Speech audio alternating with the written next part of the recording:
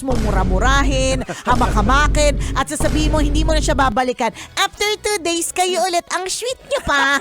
Ang sarap nga namang nakapulupot pa.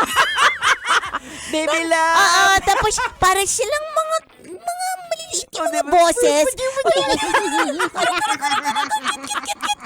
Diba? Nakakayamot. Kayo mga babae, masyadong na-expound ko minsan pag nagkwento kayo, yung feeling nyo kasi emotional exaggerated. kayo. Exaggerated. Bakit exaggerated ba ako magkwento, Diego Bandido? Grabe ka naman mag-assume na mga babae ganon. Di ba baka maliit lang maliit lang na bagay. Oo, parang nagtampo lang. Sa bagay. Again, sa mga lalaki, parang halimbawa, hindi namin talaga alam kung bakit kayo nagagalit. Tapos ikaw galit na galit ka na. Oo, Gina G, with Dragon ka na. actions, feelings, dance steps, cheer dance. So ngayon, yung nag-absorb, kapwa mo rin din babae, hindi yung utak nito.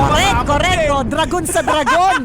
Dragon na may kasamang Godzilla, na may kasamang dinosaur, di ba? Ganyan, naghalo-halo na. Parang babae lang talaga yung yung magkita tayo.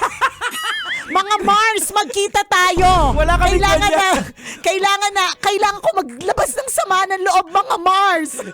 Parang awkward yung sila. Brad, magkita tayo. Gusto ko maglabas ng sama ng loob. Brad, anong mangyari? Hindi, yung asawa ko, Brad. Ayan, di ba? Pakinggan mo ako.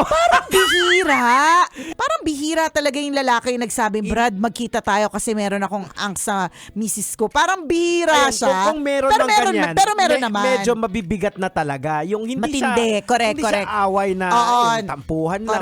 Correct. Hindi. Medyo matindi na talaga. Na siguro kailangan din ng tao makakausap. Kaya lang, mag-disclaimer ka lang din na, pero posible pa kasi kami magkabalikan ha. Ano lang talaga. Well, it is what it is. Diba? Tingnan mo, pati tungkol sa trabaho.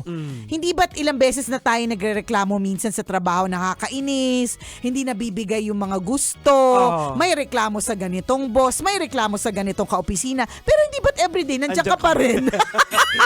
Pumapasok ka pa rin talaga. Kasi nga, parang siguro katulad ng relationships, mahal mo naman talaga, hindi lang talaga perfect. Diba? Oo. So, again, ganun kasi kayo talaga mga babae. Very emotional kayo. Lang talaga. Kayo. So, hayaan mo na yung friend mo. Ganun lang talaga. Kung minsan yung nakakarating sa'yo, exaggerated na pala. True. Pag kinumpronta mo yung lalaki, nag-away na kayo. Anong away? Bakit mayroon? Diba?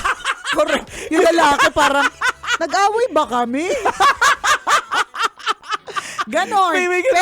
Pero yung babae, exaggerated talaga. Umiiyak na umagod. Oo, tsaka exagge talaga kami sa lahat ng bagay. Kwento lang naman. Sumasabog na yung utak niya parang vulkan. Correct. Ang dami na naisip ng mga instances na alala na ang lahat ng mga bagay-bagay. So sadyang ang mga babae, may ganyan lang talagang uri ng pag-iisip. Sarap manood ng radyo, no? Ginawa mo na talagang bisyo ang panonood sa amin, no? Umabot ka na rito eh. Huy! Kaya kung gusto mong tuloy-tuloy pa ang tawanan, Iyakan at kiligan, aba, i-like mo na ang video na ito. At mag-comment ka na rin, kabisyo, Hit mo na rin ang notification bell. para updated ka sa mga kaganapan namin dito sa Love Radio. kailangan pa bang i-memorize yan? Basic.